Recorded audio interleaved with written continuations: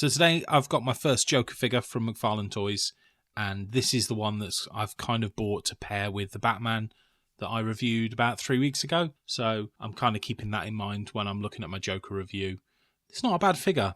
It's not a perfect figure, but I mean, let's get into it now. Hi everyone, Chris here.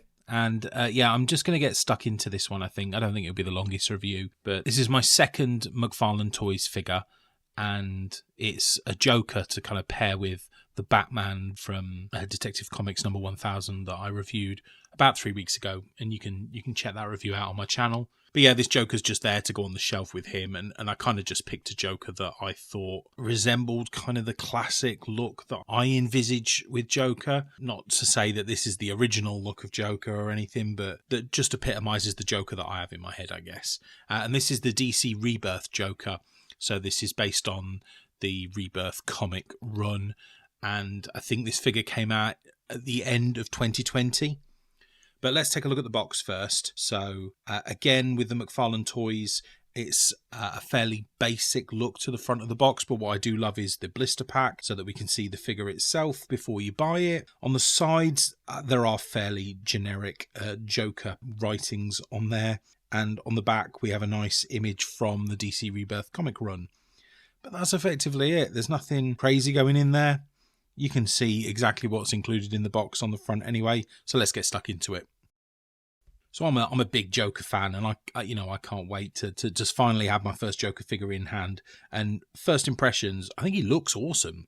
Really impressed with the paint at first glance, and that head sculpt as well. I really love the hair on there, the single strands of hair sort of flopping over the front of the face. And I love the paint app on there. I mean, I'm not a massive fan of the red on the eyes, but the purple really pops. I love the carnation on his chest there as well, and the green waistcoat. And I mean, the legs look excellent as well in this purple colour. I think the level of detail, the kind of herringbone effect, if that's what you call it, on the trousers, on the pants there, they look fantastic. I really like the tail on the back of his jacket as well. That looks really quite animated. I enjoy that. And there's some nice creasing on the back of his jacket as well. So yeah, quite impressed with the look of it. Really good head movement, pretty much full Exorcist head movement there, and not a bad up and down on there as well. It doesn't go up too far, but goes down a lot, so I'm quite pleased with that. And something that I'm coming to like about McFarlane Toys is the level of articulation. Good T-pose there. So there will be a double joint in the elbow, as we can see here. So that bends quite easily, actually. That clicks over quite nicely. So I'm really impressed with that. And there will be a standard sort of twist in the wrist as well. So yeah, no complaints so far with articulation. And as in the top, you've got the same double joint in the knee as well. And again, these are those pin joints. So they never look amazing. But I understand that it's kind of a trade-off, isn't it, with McFarlane, that the functionality of these figures is fantastic.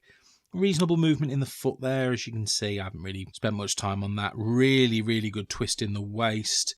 And an okay ab crunch as well, considering the level of clothing that he's got on there. So yeah, articulation, very impressive. So yeah, the figure itself, I mean, yeah, as you can see me just moving the tops of the legs there, there's so much articulation on this figure, so much posability with regards to the different sort of positions we'll be able to put him in, and we will do after this. So I'm just trying to get him to stand up because he's quite a skinny figure.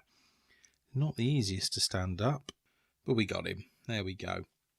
And there's only a couple of accessories, as we've seen before. I do love that they come with their own bases. I like the little DC logo printed on that base there. And then the two accessories that come with it, we've got his handgun, his long nose blaster. Really, really like the look of that. It's very impressive. Not a lot of paint app to it, but a nice level of detail to the accessory. So that looks pretty cool. I'm sure that'll look good in his hand. Quite a comedic little accessory. And it also comes with a crowbar as well. So it wouldn't be Joker without some sort of melee weapon. I would probably have preferred like a dagger or something. But, the crowbar is definitely an acceptable weapon to have. And then just a little card with Joker details on it, specifically which comic this version of the Joker has come from. That's pretty much it that's in the box. It's not a massive amount. let's get him into some poses and have a proper look. So as I said at the beginning, I'm really impressed with the level of detail that I'm getting in these McFarlane figures. I don't know if that's something that you get across the range, and that might be something that people can tell me in the comments. But for this figure specifically, the level of detailing on the clothing, I think, is really impressive. That's especially on the suit itself, the purple suit, the herringbone detailing all the way across this suit really gives some life to the figure and takes it from being sort of boring monotone to, when the light hits it shining in so many different colours. So I'm really pleased with that. And I love the yellow and green paint app on his chest and just peeking out of the cuffs of his jacket as well. That yellow shirt works really well against the green waistcoat and tie that he's wearing. And I'm also really liking the kind of chain that we're seeing just hanging off of his sort of belt area as well. I think the level of the paint app on that is kind of impressive as well. So yeah, the paint app's really pleasing. And I mean, it's the face sculpts that I'm so impressed with. And that's kind of what drew me to this figure in the first place, that head sculpt. I really like the hair, especially the front of the hair. I think that's really cool. And I think that the mouth and the smile, manic, I love it. The only thing I'm not hugely keen on is the red around his eyes. It comes across on this paint app as like blush. It's really odd. It looks like makeup. And I mean, I guess it is makeup because it's the Joker.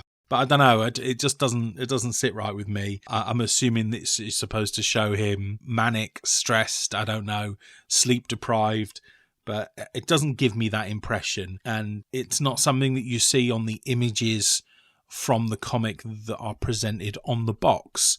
So it's not my favourite feature of that. But that being said, the rest of the head sculpt I think is awesome and nice and easy for a figure that is plain white as well. You don't have to worry too much about variations in skin tone or anything like that. It's just nice and straightforward, and then it means that the other colours really pop, that go alongside it. So the red and the green especially, they really sing when they're next to that white. So yeah, I'm impressed with that. And I mean, I think the accessories look absolutely fine as well. I think the long nose blaster, really like that. In my head, I always think of that gun in the Tim Burton '89 Batman. It's sort of that parade scene where he brings out that long revolver, and I'm sure it's been a staple of Joker before that point, but that really sticks in my head. That kind of dates me a little bit when I was young and I saw that film for the first time in 1989. That really stuck in my head, that long gun. So yeah, I really like that. The crowbar, I have very little interest in. It's just a crowbar. It's not, for me, it's not synonymous with the Joker. You can tell me in the comments if it is. I'm not hugely knowledgeable on the DC Rebirth run, so whether or not the crowbar plays an integral part of that run of comics, I don't know. Perhaps. But yeah, for me, it's something I could take or leave. But I guess it's a nice accessory for him to have in hand. And posability again. I mean, even more so than the Batman figure, this Joker is incredibly well posable. The variety of positions you can get him in is crazy, really. So yeah, the double jointed elbows and knees I love, and the suit doesn't hamper the T-pose, and the fact that you get your own stand with it as well makes it even easier for a figure like this to stand up. As you saw me earlier, it's difficult for these sort of skinny figures with thin feet to stand up really easily on their own, because sometimes their sort of centre of gravity is a little bit weird and they can sort of topple over really easily. But I'm really impressed with this. So yeah, I mean, that's it really for me. I like the figure. I mean, I don't love it, but I think it'll sit well with my Batman figure. And I mean, I will say thank you to those who commented on my Batman video to give me some ideas for some future McFarlane figures to check out. I have been looking, and I will be reviewing some more McFarlane figures moving forward because I think they're great. But also get in the comments here and let me know if there are any other figures that I should be looking at, any other Jokers, any other ranges other than DC that I should be looking at from McFarlane. I'd love to hear from you guys. Please just let me know. Also drop a like on the video if you've enjoyed it. That'd be hugely helpful. And also consider subscribing to the channel if you're not already. This community would love to have you, so come and join us on this journey looking through some old and new figures. And if you haven't already checked out that Batman review, why not click on that video next? Thanks ever so much for joining me today. I hope you all take care. Bye-bye now.